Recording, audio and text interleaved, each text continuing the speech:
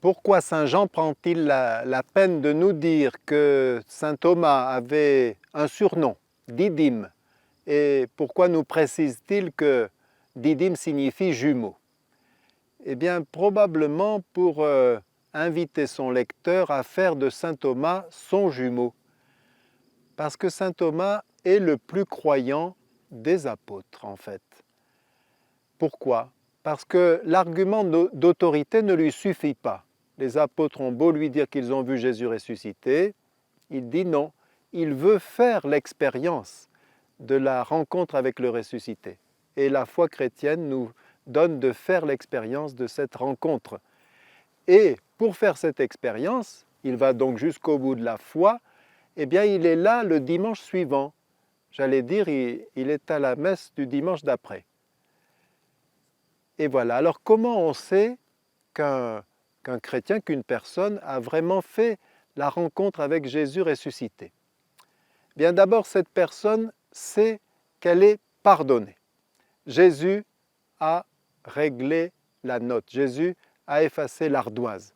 Il a éprouvé une véritable libération. Il sait que tous ses péchés sont partis, qu'il est remis à neuf. Deuxièmement, il a fait l'expérience que quelque chose en lui a été guéri.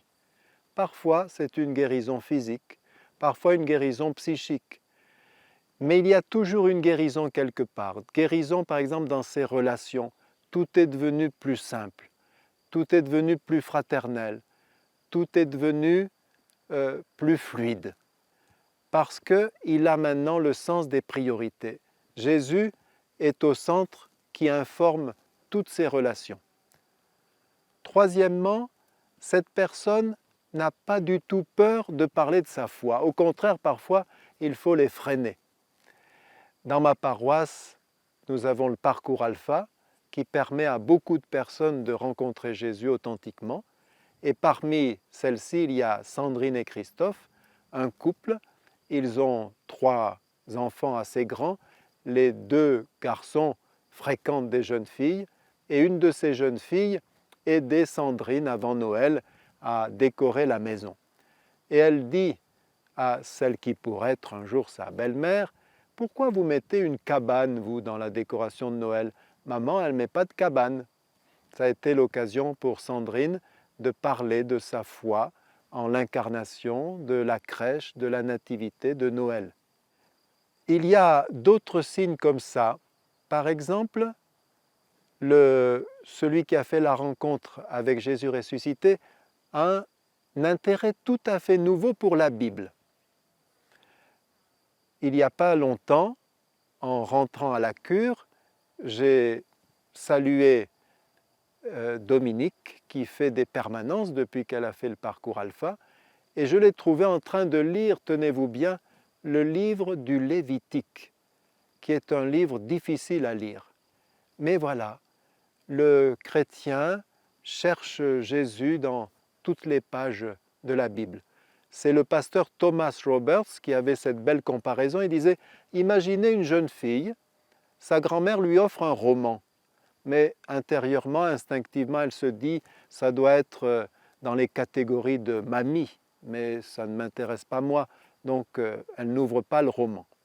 Et puis voilà que dans un cercle d'amis, elle est subjuguée par un garçon brillantissime, elle en pince pour lui, disons-le, et elle se renseigne sur ce garçon et on lui dit « mais tu ne le connais pas, c'est le romancier à la mode ». Et elle s'aperçoit que sa grand-mère lui a justement offert le livre de ce garçon. Vous imaginez ce qu'elle va faire. Celui qui a rencontré Jésus authentiquement sait aussi qu'il peut traverser aussi bien la royauté que la détresse, comme le dit Saint Jean. Il sait qu'il peut vivre aussi bien la croix que le matin de Pâques. Il n'est pas comme un animiste qui n'attend de la divinité que des avantages. Mais il sait que Dieu l'accompagne dans tout événement, quel qu'il soit, et qu'il ne perd jamais. Soit il gagne, soit il apprend. Son rapport à la mort aussi est différent. Il sait que Jésus détient les clés du pouvoir de la mort. Et il sait que la mort, ce sera son rapatriement au ciel, qu'il verra enfin celui qu'il a rencontré de façon invisible mais réelle. Dans la paroisse, un ami artiste m'a offert une de ses sculptures. Il fait de très très belles choses, notamment en peinture, et il produit aussi ce qu'il appelle des sculptures modernes, en fait des sculptures très symboliques. Alors il a mis sur un petit socle en bois 2 tire-bouchons. Vous savez, de ces tire-bouchons qui, quand on visse dans le bouchon, ont 2 bras qui se lèvent. Et après, il suffit d'appuyer sur les bras pour faire sortir le bouchon. Il a appelé ça envol. Eh bien, je me suis dit que c'était une magnifique image de la résurrection qui nous ouvre pour nous permettre de faire sortir tout ce qui dormait en nous de bonnes saveurs, de bons parfums, et qui nous permettent de prendre notre envol.